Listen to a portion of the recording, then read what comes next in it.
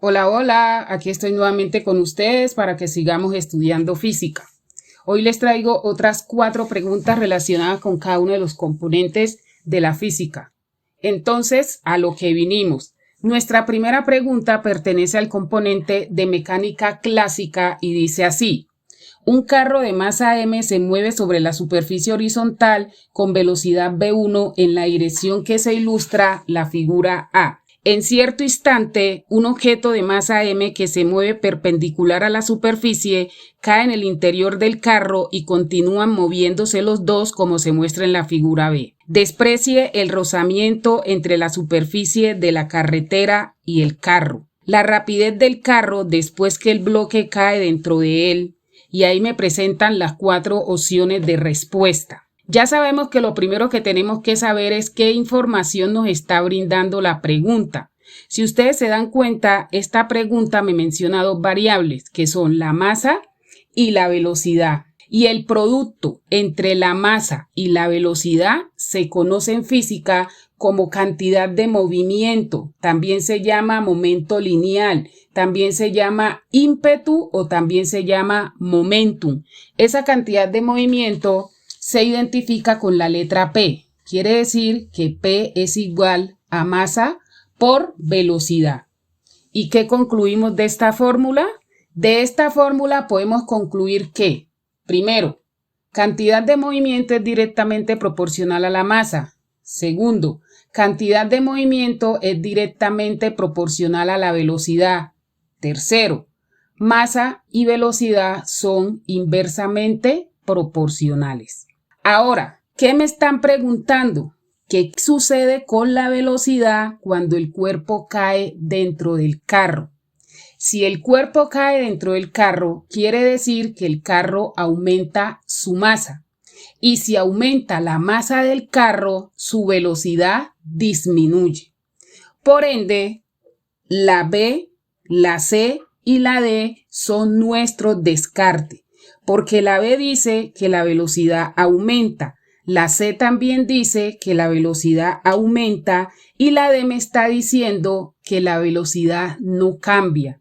Entonces, nuestra respuesta correcta es la A, que es la que me está diciendo que la velocidad disminuye. Ahora, nuestra segunda pregunta pertenece al componente de termodinámica y dice así: se somete un gas ideal al proceso cíclico A, B, C, A, esquematizado en la figura volumen versus temperatura, donde B es volumen y T la temperatura. El mismo proceso esquematizado en la figura presión versus volumen es. La información que nos está brindando esta pregunta nos puede estar hablando de 2 cosas. 1, de las leyes de los gases ideales y 2, de los procesos isotérmicos. Las leyes de los gases ideales nosotros sabemos que son 3. La primera, la ley de Boyle, que dice que a temperatura constante, presión y volumen son inversamente proporcionales. La segunda, que es la ley de Gay-Lussac, que me dice que a volumen constante, presión y temperatura son directamente proporcionales. Y la tercera, que es la ley de Charles, que a presión constante, volumen y temperatura son directamente proporcionales. Esas son nuestras 3 leyes de los gases ideales. Ahora, existen 4 procesos termodinámicos y son el proceso isotérmico, el isobárico, el isocórico y el adiabático. En el proceso isotérmico, la temperatura es constante. En el proceso isobárico, la presión es constante.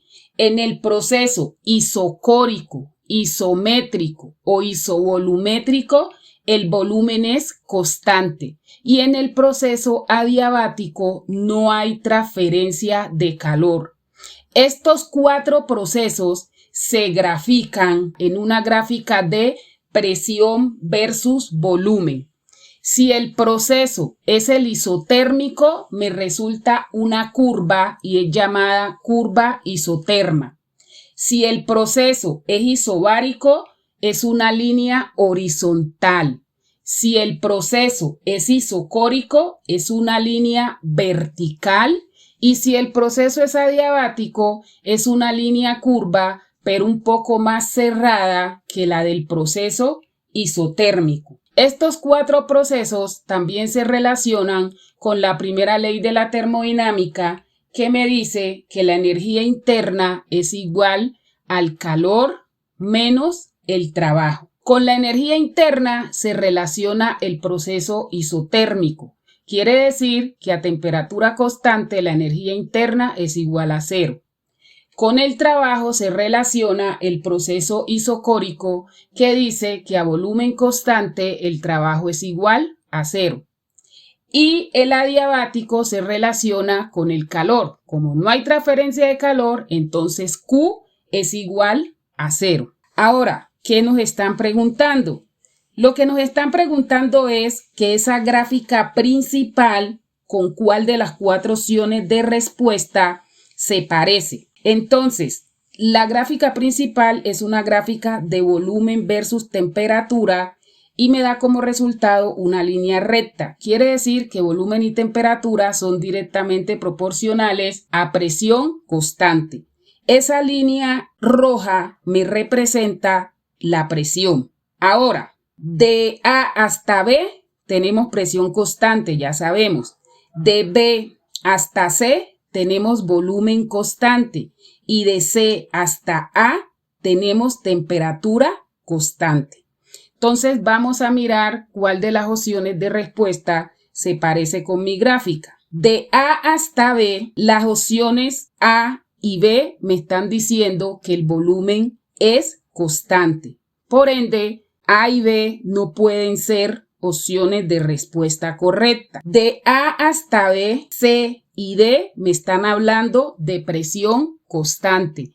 Hasta el momento, cualquiera de las dos puede ser la respuesta correcta. Ahora miremos de B hasta C en el gráfico principal. De B hasta C el volumen es constante. La C me dice que de B hasta C el volumen es constante. Pero la D lo que me está diciendo que de B hasta C no hay volumen constante. Por ende, la respuesta correcta es la C. Nuestra tercera pregunta se relaciona con el componente de eventos ondulatorios y dice así. 2 rayos de luz roja se refractan en 2 materiales de índices de refracción N1 y N2, tales que N1 mayor que N2. El índice de refracción de un material se define como el cociente entre la velocidad de la luz en el vacío y la velocidad de la luz en ese material. Si lambda 1, F1, B1 y lambda 2, F2, B2 son las longitudes de onda, frecuencia y velocidades de los 2 rayos refractados en los materiales 1 y 2 respectivamente, se puede afirmar que la información que me está brindando la pregunta es acerca de la refracción de la luz. ¿Y qué es la refracción de la luz? Es el cambio de medio que experimenta la luz. Cuando la luz cambia de medio, ¿qué sucede? Primero, cambia la velocidad. Segundo, cambia la longitud de onda. Y tercero, la frecuencia va a ser la misma. Es decir, la frecuencia es constante. Antes de irnos a la pregunta, otra cosa que debes saber es la siguiente. Ahí tenemos 2 figuras. Yo la figura de la izquierda la voy a llamar 1 y la figura de la derecha la voy a llamar 2. La línea punteada que aparece en las 2 figuras se llama normal. Esa rayita que está entrando desde arriba se llama rayo incidente. Y esa flecha que está llegando, que está entrando hacia abajo, se llama rayo refractado. El ángulo que se forma entre la normal y el rayo incidente se llama ángulo de incidencia. Y el ángulo que se forma entre la normal y el rayo refractado se llama ángulo de refracción. Si te das cuenta, en la figura 1, el ángulo de refracción es mayor que el ángulo de incidencia. Y en la figura 2, el ángulo de incidencia es mayor que el ángulo de refracción. ¿Qué quiere decir esto? Cuando el rayo pasa de un medio mayor, es decir, cuando el medio 1 es mayor que el medio 2, el ángulo de incidencia es menor que el ángulo de refracción. Quiere decir que el rayo refractado se aleja de la normal. Y esto ocurre en la figura 1. Ya en la figura 2, el medio 1 es menor que el medio 2. Quiere decir que el rayo se acerca a la normal y el ángulo de incidencia es mayor que el ángulo de refracción. Esos daticos debes de tenerlos en cuenta porque son muy importantes en el fenómeno de la refracción. Ahora sí, ¿qué me están preguntando? ¿Qué se puede afirmar de las longitudes de onda, la frecuencia y las velocidades? Entonces, miremos las 4 opciones de respuesta. Ya te había dicho que cambia la velocidad, cambia la longitud de onda, pero la frecuencia sigue siendo la misma, ¿sí? Por ende, yo eliminaría la A porque me está diciendo que la frecuencia 1 es mayor que la frecuencia 2. Eliminaría la C porque me está diciendo que F1 es menor que F2.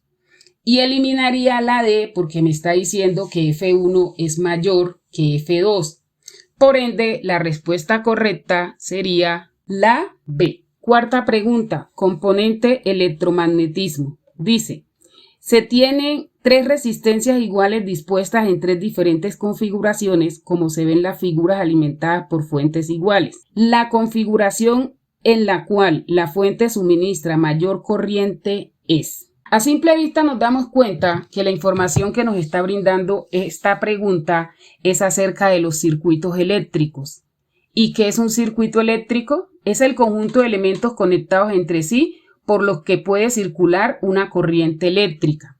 Ese circuito eléctrico tiene unos componentes o unos elementos que son los conductores, que son los cables por donde circula la corriente eléctrica, los generadores, que son las pilas o baterías, los receptores, que son las bombillas o las resistencias que se oponen al paso de la corriente, y los elementos de control, que son los interruptores, que son los que abren y cierran el circuito. El circuito se clasifica en circuitos en serie, circuitos en paralelo y circuitos mixtos. Los circuitos mixtos es la combinación de un circuito en serie y un circuito en paralelo. En un circuito en serie, los bombillos se conectan uno a continuación del otro, es decir, el final del primero con el principio del segundo. La característica más importante de este tipo de circuitos es que la intensidad de corriente es la misma en todo el circuito. Por eso, si se apaga un bombillo, los demás también se apagan. Además, la corriente en este tipo de circuitos sigue solo un camino. El otro tipo de circuito es el circuito en paralelo. Sus elementos se conectan a través de 2 puntos en común. En este tipo de circuitos, el voltaje es igual en todos los componentes. La resistencia total siempre será menor que las resistencias individuales. Cada resistencia tiene su corriente independiente. Por eso, cuando se funde un bombillo, los demás siguen encendidos. Además, la corriente sigue por diferentes caminos. Un dato muy importante que te voy a suministrar. La resistencia equivalente o total, que es la suma de todas las resistencias del circuito, es mayor en los circuitos en serie. La corriente es mayor en los circuitos en paralelos. ¿Y por qué les estoy diciendo que la resistencia equivalente o total es mayor en los circuitos en serie y que la corriente es mayor en los circuitos en paralelo? Porque la corriente y la resistencia son inversamente proporcionales. ¿Dónde se ve reflejado eso? El señor Simmons-Ohm inventó una ley llamada ley de Ohm, y esa ley de Ohm me dice que el voltaje es igual al producto de la resistencia por la intensidad de corriente. Esa V es voltaje, se mide en voltios, esa I es corriente, se mide en amperios, y esa R es resistencia y se mide en ohmios. ¿Qué más dijo el señor Ohm?